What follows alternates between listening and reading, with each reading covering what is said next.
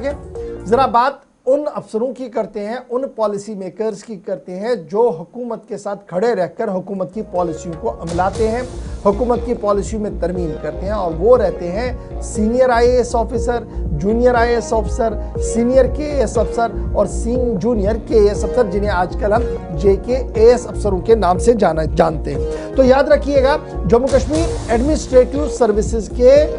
दर्जनों जो अफसरान हैं वो तजब्जुब का शिकार है। जम्मू कश्मीर एडमिनिस्ट्रेटिव सर्विसेज 2013 के बैच की तरफ से अलार्म बेल बजा दिया गया है और यह साफ कर दिया गया है कि पिछले 13 साल से उन्हें जूनियर काडर में ही रखा गया है, जबकि रिक्रूटमेंट प्रोसेस ये था कि 4-5 साल का वक्त मुकम्मल हो तो उन्हें बाज़ाब्ता तौर पर हायर प्रमोशंस मिलनी चाहिए थी। लेकिन 2013 के बैच के बाद जो सूरत हाल बनी है, अफसरों का मानना है कि प्रमोशंस रुकी पड़ी हैं, जिसकी वजह से जो जूनियर स्केल जेकेएएस अफसरान हैं उनके नेक्स्ट प्रमोशंस नहीं हो पा रहे। मामला लेफ्टिनेंट गवर्नर साहब की नोटिस में भी लाया गया। एक रिप्रेजेंटेशन लेफ्टिनेंट गवर्नर साहब की नोटिस में ली गई और उस रिप्रेजेंटेशन में तकरीबन 570 से ज्यादा डायरेक्ट रिक्रूट ऑफिसर्स जो है जिनकी लॉन्ग पेंडिंग प्रमोशंस ड्यू हैं, उन्होंने अपनी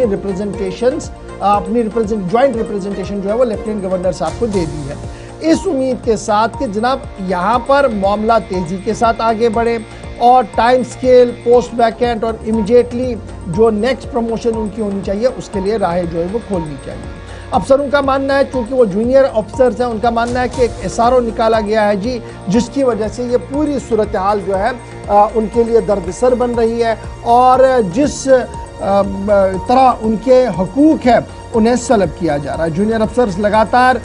इस बात की मांग कर रहे हैं कि एडमिनिस्ट्रेटिव पार्ट पर उन्हें भी पूरा हक है कि वो नेक्स्ट प्रमोशंस के लिए जाएं, उनके लिए कोटा दिया जाए और ये जो हडल्स पैदा की गई है उनकी प्रमोशंस के लिए लेफ्टिनेंट गवर्नर से उनकी दरख्वास्त रही है कि जनाब इस मामले को देखा जाए। इतलात और ख़बर ये है कि ये मामला सिर्फ लेफ्टिनेंट गवर्नर के दफ्तर तक ही महदूद नहीं रहा है, बल्कि अब यह मामला वजारत दाखिला तक भी चला गया है और साथ साथ वज़ीर ममलिकत जो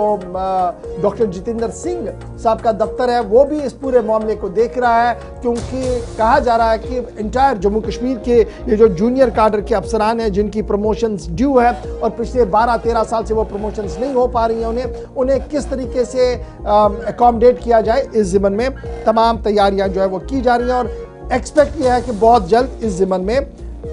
एक बड़ा डिसीजन लिया जा सकता है।